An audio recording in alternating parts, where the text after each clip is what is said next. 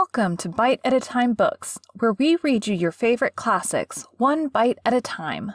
My name is Bree Carlile, and I love to read and wanted to share my passion with listeners like you. Today we will be continuing The Secret Garden by Frances Hodgson Burnett. Chapter 6. There was someone crying. There was! The next day, the rain poured down in torrents again, and when Mary looked out of her window, the moor was almost hidden by gray mist and cloud. There could be no going out today. "What do you do in your cottage when it rains like this?" she asked Martha.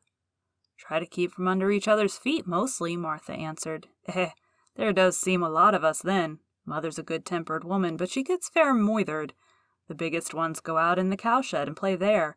Dickon, he doesn't mind the wet. He goes out just the same as if the sun was shining. She says he sees things on rainy days as doesn't show when it's fair weather. He once found a little fox cub half drowned in its hole, and he brought it home in the bosom of his shirt to keep it warm. Its mother had been killed nearby, and the hole was swum out, and the rest of the litter was dead. He's got it at home now.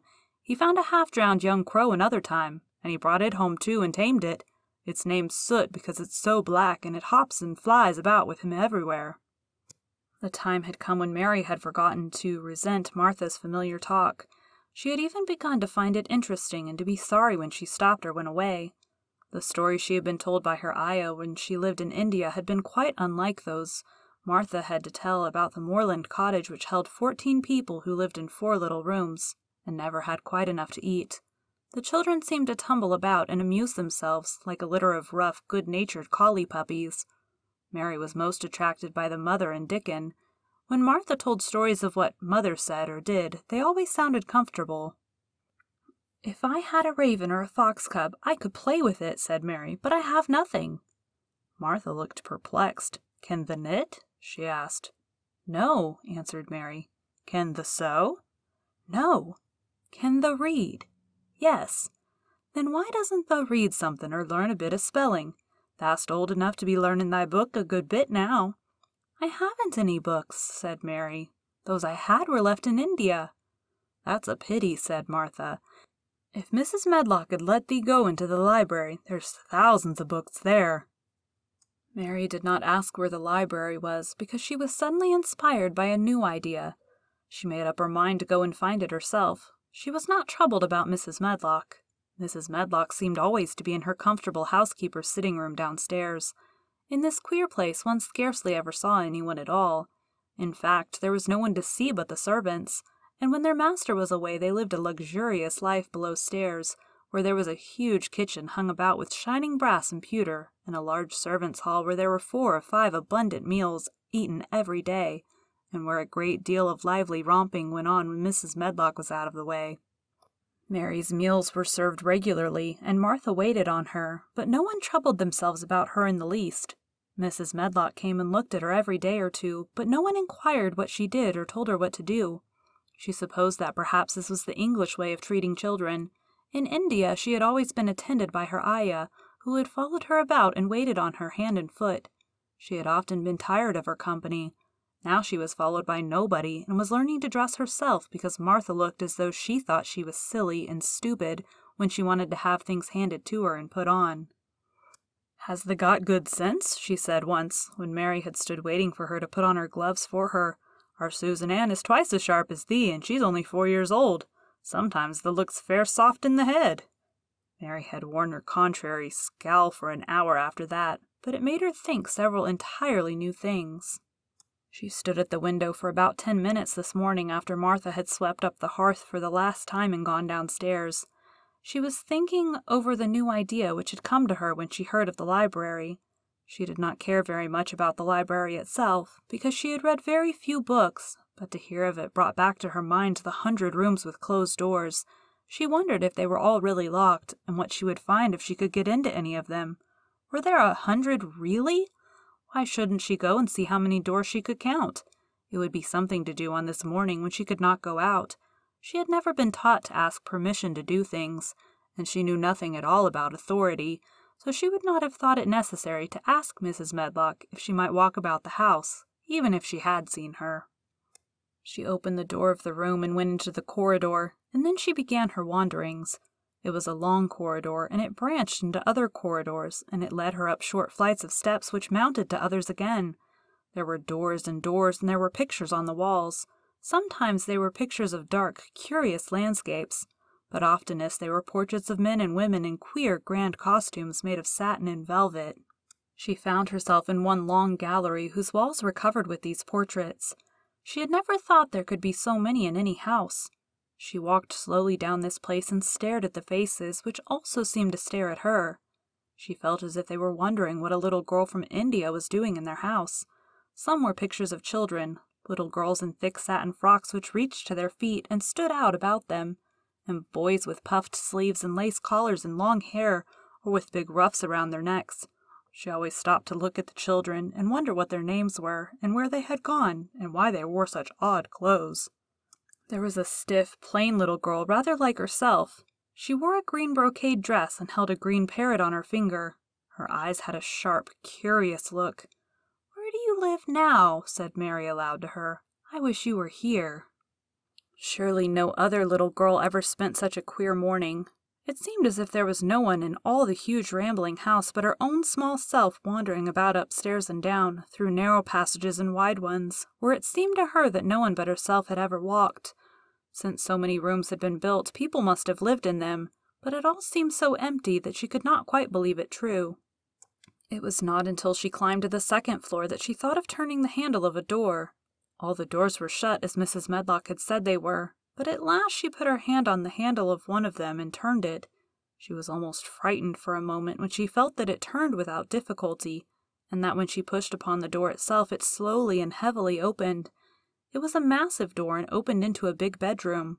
There were embroidered hangings on the wall, and inlaid furniture such as she had seen in India stood about the room.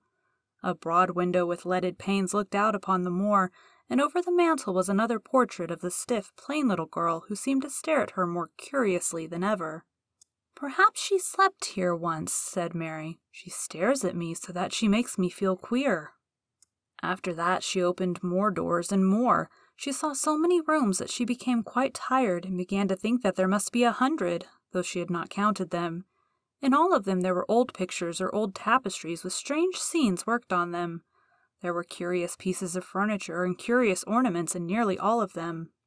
In one room, which looked like a lady's sitting room, the hangings were all embroidered velvet, and in a cabinet were about 100 little elephants made of ivory. They were of different sizes, and some had their mahouts or palanquins on their backs.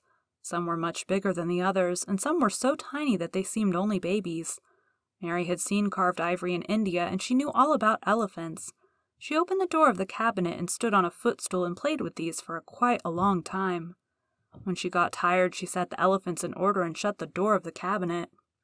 In all her wanderings through the long corridors and the empty rooms, she had seen nothing alive, but in this room she saw something. Just after she had closed the cabinet door, she heard a tiny rustling sound. It made her jump and look around at the sofa by the fireplace, from which it seemed to come. In the corner of the sofa there was a cushion, and in the velvet which covered it there was a hole, and out of the hole peeped a tiny head with a pair of frightened eyes in it. Mary crept softly across the room to look. The bright eyes belonged to a little gray mouse, and the mouse had eaten a hole into the cushion and made a comfortable nest there. 6 baby mice were cuddled up asleep near her. If there was no one else alive in the 100 rooms, there were 7 mice who did not look lonely at all. "If they wouldn't be so frightened, I would take them back with me," said Mary. She had wandered about long enough to feel too tired to wander any farther, and she turned back. 2 or 3 times she lost her way by turning down the wrong corridor, and was obliged to ramble up and down until she found the right one. But at last she reached her own floor again, though she was some distance from her own room, and did not know exactly where she was. "I believe I've taken a wrong turning again," she said, standing still at what seemed the end of a short passage with tapestry on the wall. "I don't know which way to go. How still everything is!"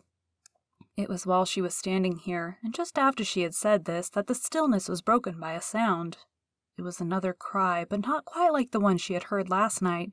It was only a short one, a fretful, childish whine muffled by passing through walls. "It's nearer than it was," said Mary, her heart beating rather faster, "and it is crying." She put her hand accidentally upon the tapestry near her, and then sprang back, feeling quite startled. The tapestry was the covering of a door which fell open and showed her that there was another part of the corridor behind it, and Mrs. Medlock was coming up it with her bunch of keys in her hand and a very cross look on her face. "What are you doing here?" she said, and she took Mary by the arm and pulled her away. "What did I tell you?" "I turned round the wrong corner," explained Mary. "I didn't know which way to go, and I heard someone crying." She quite hated Mrs. Medlock at the moment, but she hated her more the next. "You didn't hear anything of the sort," said the housekeeper. "You come along back to your own nursery, or I'll box your ears." And she took her by the arm and half pushed, half pulled her up one passage and down another, till she pushed her in at the door of her own room. "Now," she said, "you stay where you're told to stay, or I'll find yourself locked up. The master had better get you a governess, same as he said he would. You're one that needs someone to look sharp after you. I've got enough to do." She went out of the room and slammed the door after her, and Mary went and sat on the hearthrug, pale with rage. She did not cry, but ground her teeth. "There was someone crying! There was!" she said to herself. She had heard it twice now, and sometime she would find out. She had found out a great deal this morning. She felt as if she had been on a long journey, and at any rate she had had something to amuse her all the time, and she had played with the ivory elephants and had seen the gray mouse and its babies in their nest in the velvet cushion. Thank you for joining Bite at a Time Books today, while we read a bite of one of your favorite classics. If you enjoyed today's bite, please drop us a review on your favorite podcast platform. Also, be sure to check us on our website, www.biteatatimebooks.com, or all the social media at Bite at a Time Books. Again, my name is Bree Carlile, and I hope you come back tomorrow while we take the next bite of The Secret Garden.